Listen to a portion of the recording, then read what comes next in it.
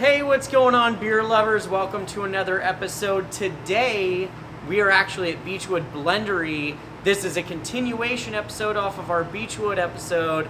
We're going to try some sour beers today, so if you're ready, stay tuned.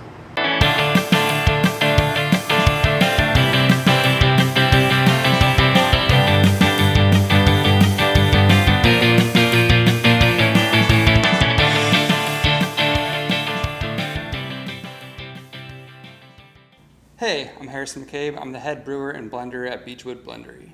The reason this building is the way it is that we studied the cellar at Cantillon to see the temperature fluctuations and humidity throughout a 2-year period to kind of mimic that profile in our building. So we built this place with humidity and temperature control to sort of mimic that environment. There's a lot of special things about the building. The way the fans are set up circulates the air really nicely. One, it keeps the air fresher, and also it lets the bacteria and yeast come over the cool ship and inoculate our spontaneous beers. If you wanted to homebrew Lambic at home, some of the advice I'd give you is to pre-acidify your wort to about 4.6 pH and also use a pretty good amount of hops. We use about 0.8 pounds per barrel here. You can kind of do the math and figure that out yourself at home. The inspiration for the Beachwood Blendery beers is solely the Lambic and Goose style of beers. So any of those traditional breweries in Belgium are the inspiration for our beer. We're not trying to mimic or copy any specific brewery. We just like the style a whole bunch, and we're doing our best to make the most accurate depiction of the style here. The beers that we have coming up that I'm super excited about is all of our spontaneous beer.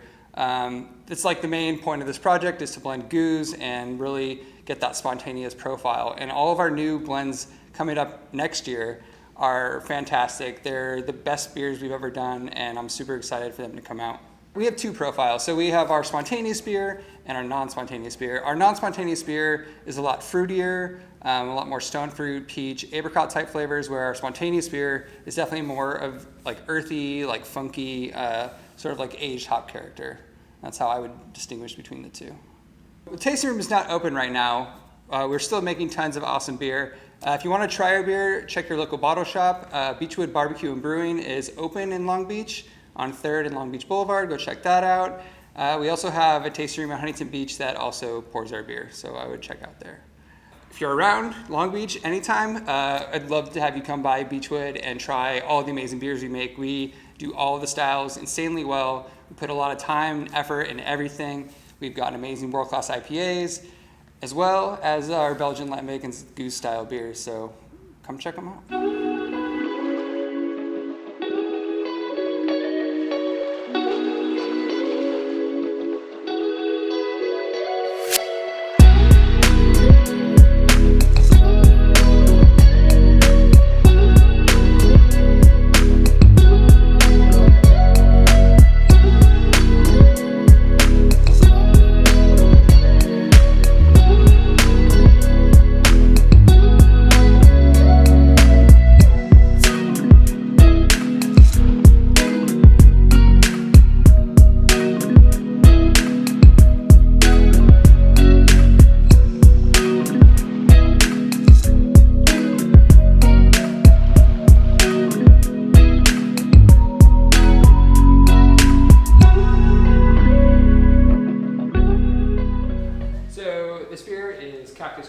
This is our spontaneous beer with dream cut apricots, pineapple, and kumquats.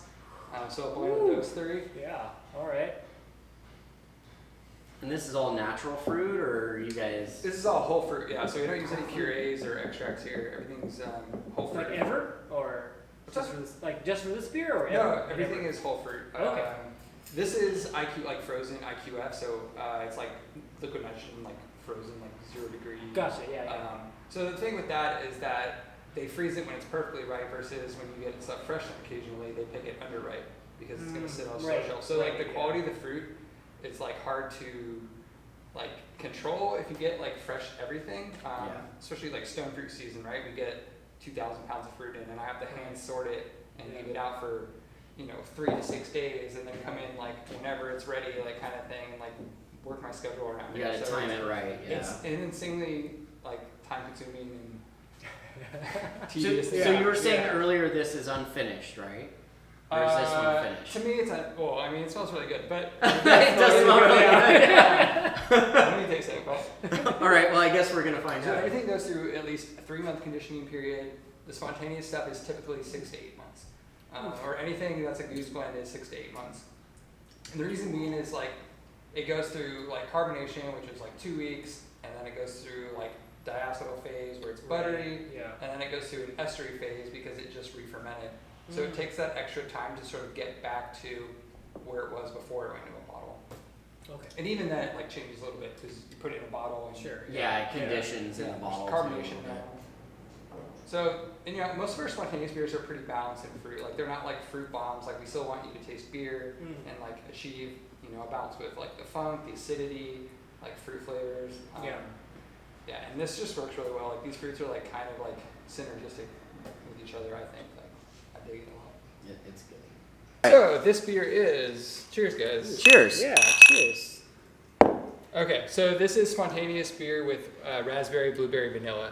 This That is the sounds first terrible. time that we've really like tried to like kind of recreate a Belgian like Lambic or goose blend. Cantillon's Magic Lambic. I knew it. I knew it. That's the Okay. inspiration. The second I heard that, I was like, Magic Lambic. It was cool. We got to try it as Wednesday, so it was like exciting. Like be able to Okay. Yeah. It is honestly, I've only done 2 Swansea days, and that's the only time I've gotten to try Magic Lambic, and that was like one of the like most impressive, fun.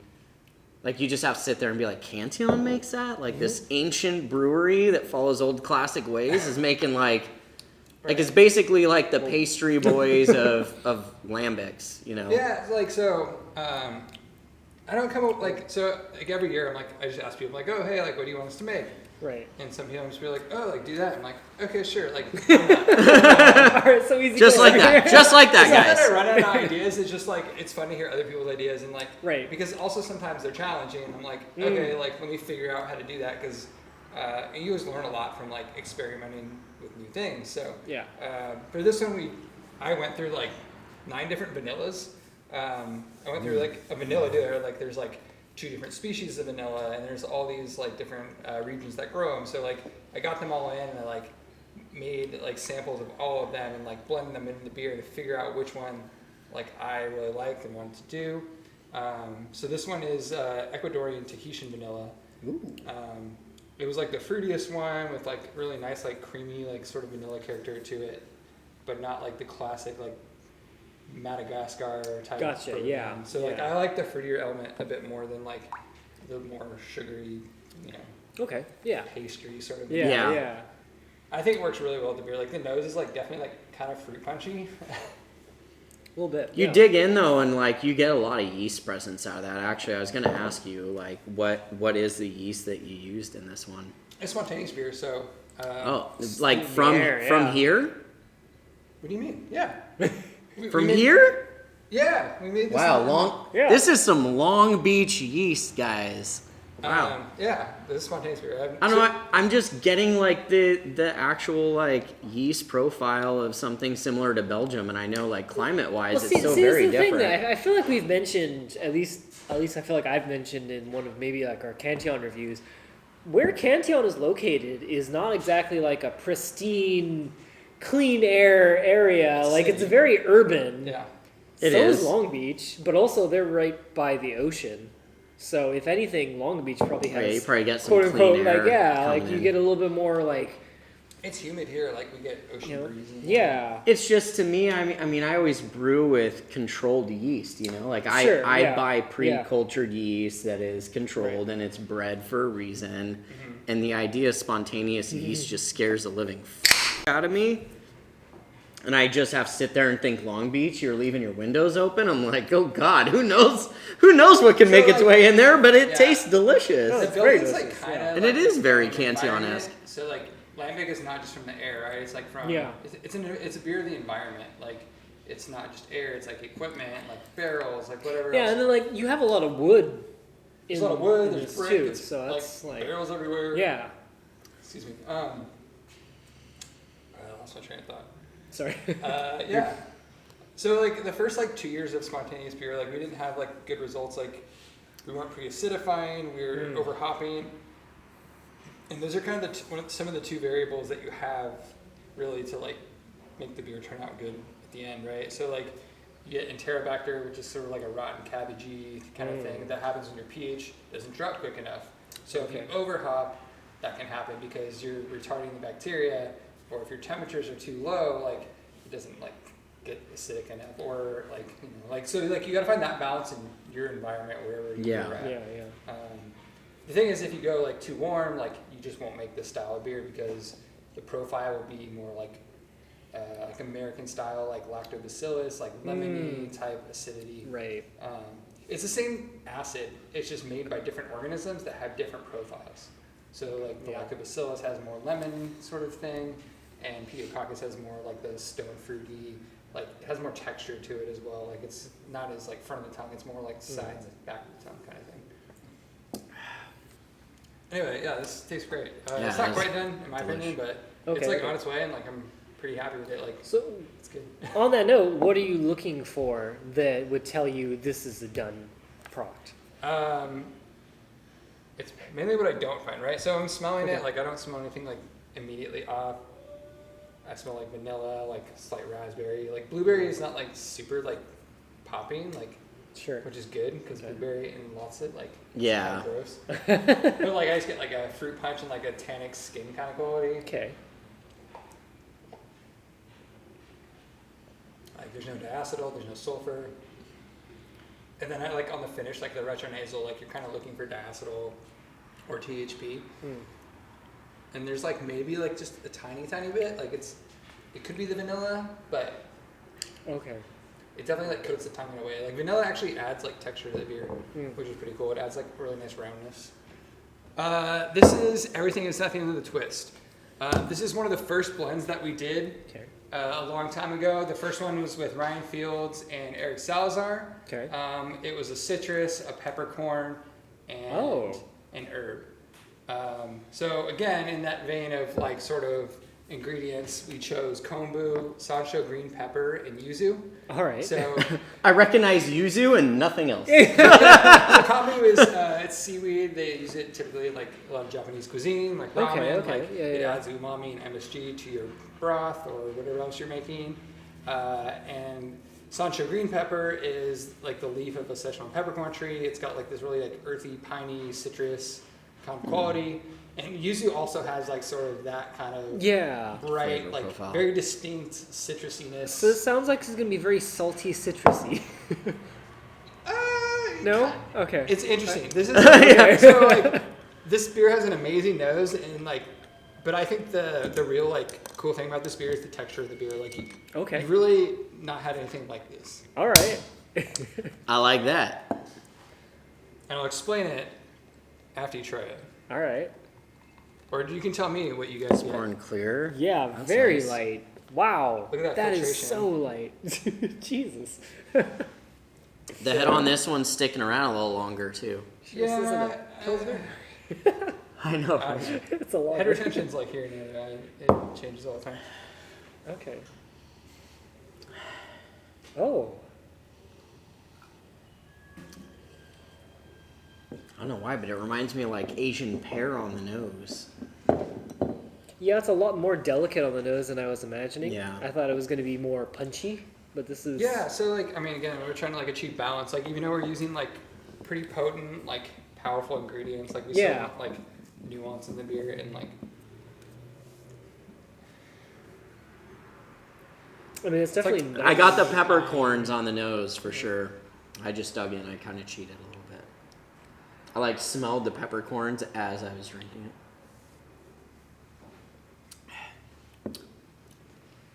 Oh, that's fun. Oh, wow. So it's like super light, nice, like the acid's like pretty low for the most part.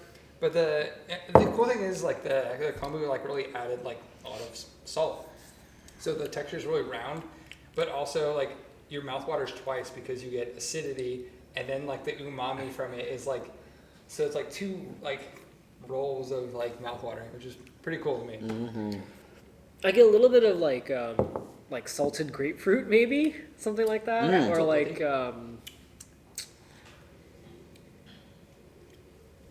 almost like not when you put tahini on fruit, but like kind of like you put seasoning on a fruit and took a bite of it. You know, if that makes sense. like a chili powder kind of thing. But not chili. It's not spicy. Yeah, in it's that, not you know, spicy. but- It's the salt, bro. yeah, It's the yeah. salt. Yeah, like most of the beers we make here are like fruit forward, but like it's still like important to make beers that are more like maybe like, you know, made for food pairing or like with that in mind kind of thing. Like this is kind of one of them.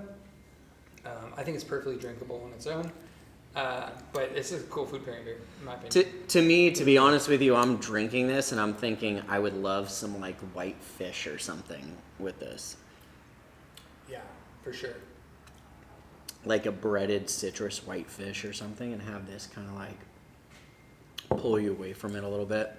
That acidity is just like on point. Like it's not too much to take you away, but it's also enough to kind of clean your palate off Yeah. and start you fresh. The thing with sour beer is like, in like from a culinary like kind of thing for me is like the beer is kind of like a sauce, especially when you start adding fruit. So if you kind of treat it like this is a sauce, like you would want like more like simple things on a piece of fish, like you just want like butter, oil, and maybe like an herb pop, and then this is going to really bring like kind of like the lemon juice kind of thing that you Yeah. might see like on a piece of Actually, I wouldn't mind cooking with this. Oh, that'd be good too. That'd Yeah. be really interesting. Yeah. We always say that we're gonna Mhm. cook with beer, and then we never make it happen. Beer's hard though because of the bitterness, right? Yeah. Like that's one of the things that like Well, I don't want to waste beer either. I'm afraid I'm going to screw it up and then waste Yeah. beer. Yeah. make Flanders red stew. It's delicious. Oh, yeah. Ooh. It's like basically beef like burger. That's Right. Yeah. You guys are, I mean, just that beer alone, those ingredients are very, like, specific. Do you guys have someone that's doing, like, R&D for you guys, like, seeking out all these fun new flavors? So what do? Do you just go to, like, a farmer's market, or Well, like, a lot of times, like, do you just travel and, like, you're just trying other people's beer? Like, what exactly are kind you of doing? everything. So like the last like 2 years have not been like they've been like harder for being creative, just because like creativity for me is shaped by experience and experiences, and like obviously I haven't been going out as much the last 2 years, Sure, right? So like finding like inspiration is like I have to seek it out a bit more. But like I tell like farmers and like, you know, some of our suppliers, I'm like, hey, if you stumble upon anything that's like interesting you think you might want, like let me know about it. Okay. And that's kind of how some of the things pop up. This one in particular, like I was just thinking about the first one we did and those kind of like components, and I'm like, okay, like what haven't we used here before? Yeah. What's interesting to me? Yeah. And I was like, I don't know, just default. Oh, let's do like Japanese ingredients, but like I love it, though. they have a It's- lot of interesting. That's what I'm like, ingredients. damn, dude, that's cool. It's Yeah. really fun. So like later this month we're getting Japanese persimmons, and we're gonna Okay. make hoshigaki, which is dried persimmons. So you peel them, you hang them, and they dry. And what happens is the sugars basically come out of the cell walls, and it like cures in its own sugar, and it becomes like jelly inside. Okay, like okay. gelatinous. Wow. Yeah. And basically it's super sweet because it's getting super overripe, Mm-hmm. and then like preserving itself, and the bitterness kind of fades as it ripens like that. So like that was kind of the issue with persimmon before. It's like sandpaper on your tongue. So we want to try. Oh, I want to try doing this. Yeah. And, yeah. So like like 200 pounds. And, like, it's gonna be a nightmare, but it might make a really cool beer. Yeah. I love it. Okay. Yeah. Yeah. It's like art, man. Yeah. It's straight up Yeah. art. Yeah, It's like awesome. literally like try a lot of things. Like that's where inspiration comes from. It's just experiences, really. Like you start making connections in your brain of things you've had, or like things that it reminds you of, and then you start, Yeah. you know, just building like this mental collection of things that you want to do. Like there's like an infinite list of things we want to make here. Just it's like getting to. It's like time and resources and Yeah. R&D is super time consuming. Like yeah, like especially because it's literally just me right now, like making all this beer. Like it's hard to find time to do like new things, or like not even time, just like convince myself like I'm like, okay, I got to spend extra time to do this. yeah. thing. You gotta like commit to the project. Yeah. Yeah. All right, guys, that's going to do it here at Beachwood Blendery. We had a great time. We did. Thank you so much, Harrison, for showing us around, teaching us all about the amazing beers that you're working on. And I'm really looking forward to this place opening up again because, wow, Yeah. what Oh, we yeah. had today was super, super impressive. Yeah. And if you enjoyed this episode, please remember to like, share, and subscribe. It really does help us out with the whole YouTube algorithm, as much as no one likes the algorithm. We are all subservient to it, including yours truly. It's sad, but true. So please, yes, make sure to support us, and that just really gets us that much more encouraged to do the next one. Because, I mean, we love supporting our local craft beer community. Please let us know if there's a local craft beer spot that we haven't touched on that you would love us to visit. Let us know in the comments, because we'd love to go try it out. So thank you guys for staying tuned. Always appreciate you guys. And until next time, I'm Jacob. I'm Jeff. And Let's have some beer. Cheers. Hey guys, thanks so much for watching. I'm actually going to be going on hiatus. Don't know when the channel's going to be back, but please stay subscribed. And if and when we do come back, we'll have some more great content for you. Thank you so much for watching, and have a Merry Christmas and a Happy New Year. Cheers.